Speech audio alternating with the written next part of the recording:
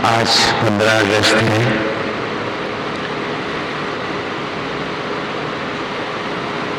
देश का स्वतंत्रता की बात है। गुलामी से हम आजाद होते हैं। कुछ ऐसी ही एक कल्पना प्रकृति में भी है कि 84 लाख योनियों की परतंत्रता को भोगकर मनुष्य की योनि में हम स्वाधीन होते हैं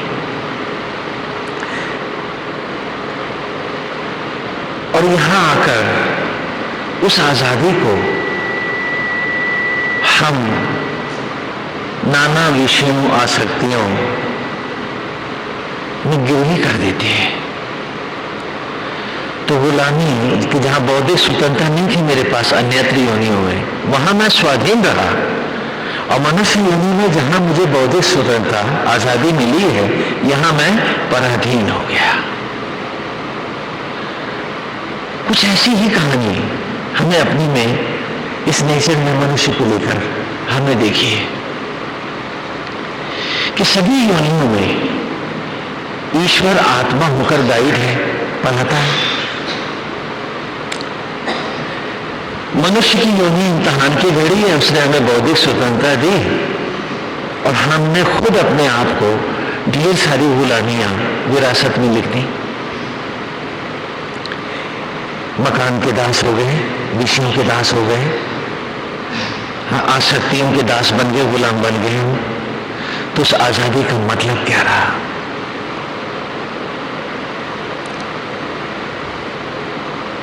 और आगे बढ़े तो किसी के यहाँ बैठे 4 कलमा पढ़े तो हम मुसलमान हो गए, फिर किसी ने कान में कुछ मंत्र फूंक दिए तो हम हिंदू हो गए। हाँ, किसी वैष्णव संप्रदाय में जाके कंठी डाली तो हम वैष्णव हो गए, शैव संप्रदाय में जाके मंत्र ले लिए तो हम शैव हो गए। हम फिर गुलाम ही बनते गए और हमने उस आजादी को नहीं जाना, उस स्वाधीनता को नहीं जाना, उस चुनौती को नहीं पहचाना जो जन्म के साथ इस योनि ने हमें परमेश्वर ने और प्रकृति ने दी है। हम अधिक आजाद थे पशु योनियों में, जबकि हम पराधीन थे।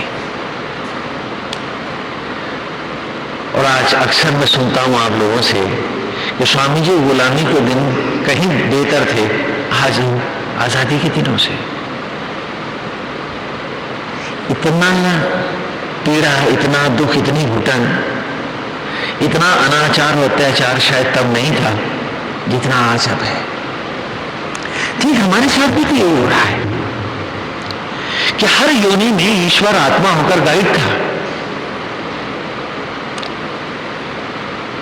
चिड़िया उड़ी, आधी दुनिया पार की और भरतपुर के तालाबों में उतर आई, ऑस्ट्रेलिया से उड़ी, भारत में पहुंची।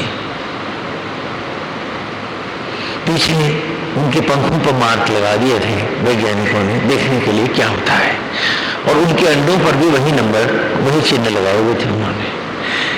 अंडे फूटे, बच्चे हुए तो उनके पंखों पर भी वही चिन्ह लगा दिए गए। और फिर बाकी पक्षियों के साथ वो बच्चे भी बड़े होकर के धीरे धीरे उड़ते उड़ते उन्हीं टापुओं पर, सागर में, उन्हीं जगहों पर बसेरा करते। और जब भरतपुर के तालाबों में उतरे तो वो हर बच्चा तीर की तरह अपनी मां के पास पहुंच गया। जो अंडे में था, जिसे छोड़ के आई थी मां, जिसके पास उस वक्त आंखें भी नहीं थी, लेकिन क्योंकि वो पराधीन था, तो पराधीन था प्रकृति का और परमेश्वर का, तो नियमों के अनुसार सीधा मां के पास पहुंच गया। आज आप स्वाधीन हैं। अगर आपका बच्चा खो जाए, क्या आप उसे ढूंढ सकते हैं? और क्या वो आपको मिल सकता है कुछ समय के बाद? तो आप भी नहीं पहचानेंगे और वो कहां पहचानेगा? तो बहुत बार आजादी गुलामी से बदतर हो जाती है यदि हम जागरूक नहीं होते हैं, हम अपने आप को नहीं पहचानते हैं। सनातन धर्म में व्यक्ति मात्र की इस बौद्धिक स्वतंत्रता को प्रणाम किया है। इसीलिए धर्म ने कोई पराधीनता की बात नहीं कही। बाकी सभी संप्रदायों में आप बंधक हैं, बंधुआ हैं। यू कैन नॉट आर्ग्यू, आप झगड़ा नहीं कर सकते, आप तर्क नहीं कर सकते। यदि आप ऐसा करेंगे तो आप पापी होंगे, आपको हेल, जहन्नुम, दोज़ख जाना पड़ेगा और आपको बड़ी सजा मिलेगी।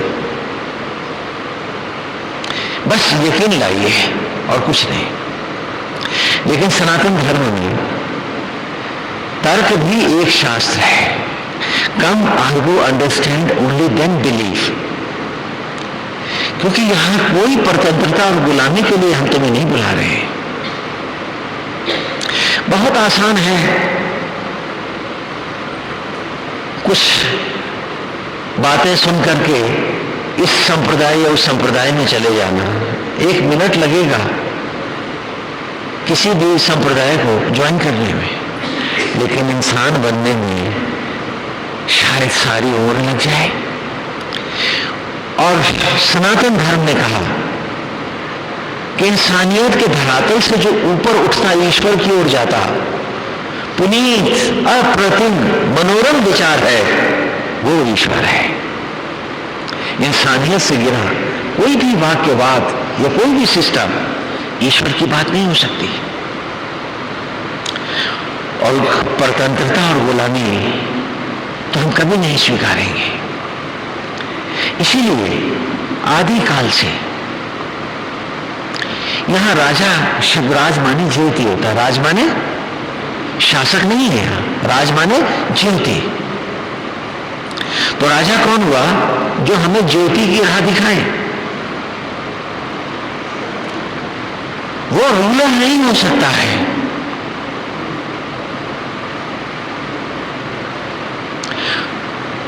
वो हम पर शासन नहीं कर सकता है। हम पर एक ही शासन चलेगा, हमारी अंतरात्मा का।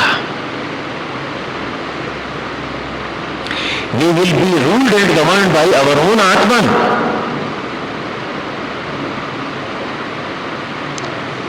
तो इसलिए यहां रूलर की कंसेप्ट हमें अतीत के ग्रंथों में कहीं नहीं मिलती है। राजा गाइड है, राजमानी ज्योति। और राजसूय यज्ञ पांडवों ने किया है और उसके बाद जुआ हारे हैं। हाँ, अब फिर काम्यक वन में देखा, वानप्रस्थ लेकर के जब चले तो सबसे पहले कौन आया? कामनाओं का जंगल। आज हम राजसूय यज्ञ तो करते ही नहीं है और ये सोचते हैं कि 4 मंत्र गुनगुना लेंगे, गुरु से गुरुमुख हो जाएंगे, कान फुकवाएंगे और हमें मोक्ष मिल जाएगा। क्या मोक्ष ऐसे सस्ते में मिल जाएगा आपको? अगर मिल सकता तो आपके पूर्वज क्या कुछ अकल से कम थे जो राजसूय यज्ञ करते थे? ज्यादा समझदार हो गए हम। और यहां इस कथा में हमको दिखा रहा है महाकवि वेद व्यास कि राजसूय यज्ञ से भी उद्धार हो जाएगा। मत सोचो, अपने को धोखा मत दो। राजसूय यज्ञ के बाद भी क्या क्या होगा वो भी देखो। तुमने तो घर बैठे आसक्तियों के घर में बैठ करके, विषयों के घर में बैठ करके, आप कामनाओं और इच्छाओं के घर में बैठ के ही मोक्ष पाना चाहा है। इंद्रियों को अधोगामी बना करके और तुमने कुंडलियां जागृत करनी चाहिए। क्या बात है? और ना जाने कितने ऐसे सिरफिरी बातें रोज तुम्हारे दिमाग में घूमती हैं। लेकिन तुम्हारे पूर्वज जिनके तुम वंशज हो वो क्या करते थे वो भी तो देख लो। कि राजसूय यज्ञ के बाद आपका प्रत्येक पूर्वज राजसूय यज्ञ करता था। राज माने ज्योति और सूय माने उत्पन्न करना। कि हम ज्योतियों की राह चले, दुर्लभ है ये मनुष्य की योनि, ये यूं बर्बाद करने के लिए तो नहीं है। जाने कितने जन्मों का पुण्य एकत्र हुआ और ये मानव धन पाया हमने। कैसे उसे यूं ही बर्बाद कर देंगे। क्या ये जन्म यूं ही व्यर्थ हो जाएगा? क्या मैं अपने को जानूंगा नहीं? और आज इस मनुष्य योनि में भी अपने को नहीं जाना, तो क्या पशु योनियों में अपने को पढ़ूंगा, पहचानूंगा? कब जानूंगा मैं अपने आप को? तो राजस्व यज्ञ प्रत्येक व्यक्ति करता था। और फिर यह था कि जो जीता वो भी हारा, जो हारा सो हारा। आज से मैं सब कुछ मनसा वाचा कर्मणा त्यागता हूं। ये घर परमेश्वर का, ये परिवार प्रभु का, मैं पूर्ण रूपेण ईश्वर का निमित्त होकर जीऊंगा। क्या बात है! आज हम में है कोई जो खड़े होकर कह सके कि वो ऐसा करेगा? क्योंकि हमारी जिंदगी एक शिला की तरह हो गई है। ये यूं कहूं, मिली थी स्वाधीनता, किसी भी योनि में इतना पराधीन नहीं था जितना अब हो गया। मैं आपको एक कल्पना देता हूं, एक उदाहरण देता हूं। कल्पना करें कि आपका बच्चा स्कूल में पढ़ने गया है, नई पाठशाला है, अगले स्कूल में आपने डाला है। जब वो लौट के आया तो आपने पूछा, बेटा स्कूल कैसा लगा? कहने लगे, वो तो बहुत ही अच्छा है, मुझे बहुत पसंद आया। बोले, तेरा मन लगता है? बहुत मन लगता है। वहां की दीवारों पर भी कितने सुंदर चित्र लगे हैं और हर चीज कितनी खूबसूरत है, बगीचा कितना बढ़िया है और फर्नीचर भी बहुत अच्छा है। मुझे तो वो क्लासरूम बहुत पसंद आ गया है जिसमें मैं हूं। बोले, किताब भी पढ़ी थी? कहने नहीं। कहा, किताब क्यों नहीं पढ़ी? किताब क्यों नहीं पढ़ी? कहना, किताब पढ़ूंगा तो पास ना हो जाऊंगा, और अगर पास हो गए तो क्लासरूम में छूट जाएगा। शायद इसीलिए मेरे प्रवचन आपके सरों के ऊपर से गुजर जाते हैं। आपको डर है कि क्लासरूम में छूट जाए, वरना कौन सी बात है जो आपकी समझ से बाहर कहता हूं? कौन सी बात है जिसे आप समझ नहीं पाते हैं और फिर लौट करके वही गुनाह, वही गलतियां, वही पाप फिर करते हैं? क्यों?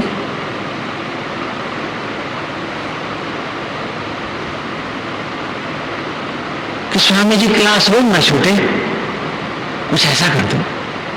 अरे भाई, अगला कमरा इससे भी खूबसूरत होगा, अगली कक्षा में आ।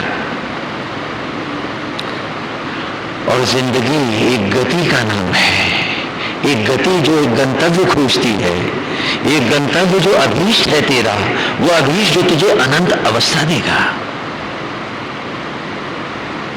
घबराता क्यों है? क्यों आसक्त हो गया है?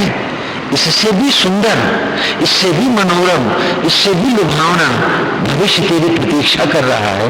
क्यों कमरे का गुलाम बन गया, बंधक हो गया है? गुलामी की इस पराधीनता की अवस्था को पशु भी नहीं स्वीकारता और तू स्वाधीन योनि में आके इतना परतंत्र हो गया है। और इसे उपलब्धि बताती है, समझदारी मानते इसको कि हम बहुत समझदार हैं।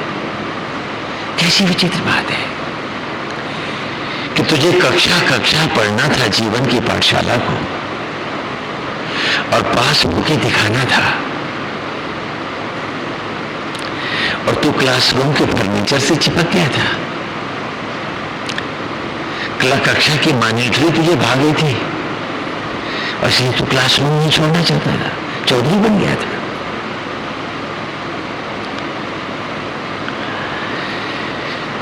एक बात बताऊं, पाठशाला में बहुत लोग जाते हैं। एक वो भी जाता है जो किताबें नहीं पढ़ता और पास भी नहीं होता और फेल भी नहीं होता, घंटी बजाता है। उसे क्या कहते हैं? चपड़ासी। क्या जिंदगी का चपड़ासी हो गया था तुम? क्योंकि चपड़ासी क्लासरूम से चिपक सकता है, चपड़ासी फर्नीचर से चिपक सकता है, उसकी उसके प्रति आसक्ति हो सकती है। बालक की आसक्ति और ध्यान तो उसके पाठ्यक्रम पुस्तकों और पास होने में होता है। और तुमने कैसे मान लिया कि तुम लोग सिर्फ एक चपड़ासी हो? जिंदगी की पाठशाला की? क्या चपरासी के लिए कोई फीस लेता है? उसे उल्टा तनख्वाह मिलती है।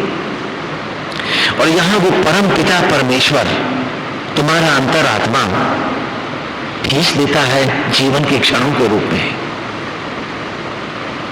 जब तक वो फीस देता है तुम जिंदगी की पाठशाला में रहते हो, और जब वो फीस देने बंद कर देता है तुम चिता की लकड़ियों पर उतर जाते हो। अगर चपरासी होते तो वो फीस क्यों देता? नहीं,